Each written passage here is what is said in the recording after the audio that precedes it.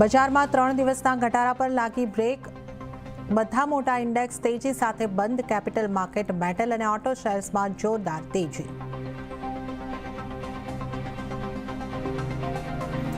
Dollar સામે રૂપિયો ફરી નીચલા સ્તરે 90.48 પ્રતિ ડોલર ઉપર બન્યો નવો રેકોર્ડ લો।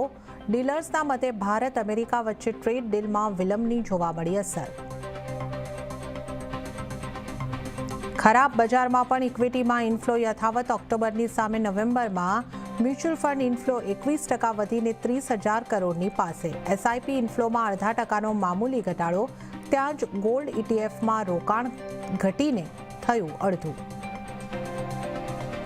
ચાંદીમાં સતત બીજા દિવસે રેકોર્ડ તેજી। ભાવ 1,93,000ને પાર। ચીનના એક્સપોર્ટ પ્રતિબંધ અને અમેરિકામાં દર ઘટવાથી આવી તેજી। ઇન્ડિગોએ ફ્લાઇટ કેન્સલેશન મામલામાં વળતરની કરી જાહેરાત। અસરગ્રસ્ત યાત્રીઓને 5,000 થી 10,000 રૂપિયા સુધીની રિફંડની વાત। 10,000 રૂપિયાના આપશે વાઉચર।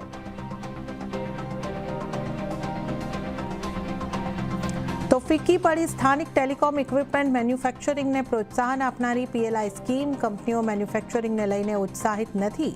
42માંથી 23 કંપનીઓ જ પીએલઆઈ માટે યોગ્ય રહી। 4 વર્ષમાં માત્ર 1997 કરોડ રૂપિયાનું ઇન્સેન્ટિવ અપાયું। મેક્સિકો પણ હવે વૈશ્વિક ટ્રેડ વોરમાં સામેલ થયું। ભારત, ચીન અને અન્ય એશિયન દેશો તરફથી આવતા ઇમ્પોર્ટ પર ડ્યુટી વધારીને 50% સુધી કરી। Automobile, auto parts, textile, plastic અને સ્ટીલ ઉપર 2026થી લાગુ થશે ડ્યુટી।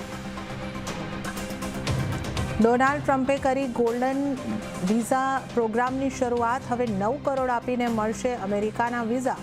વિદેશી ટેલેન્ટને અમેરિકામાં યથાવત રાખવાનો કર્યો દાવો।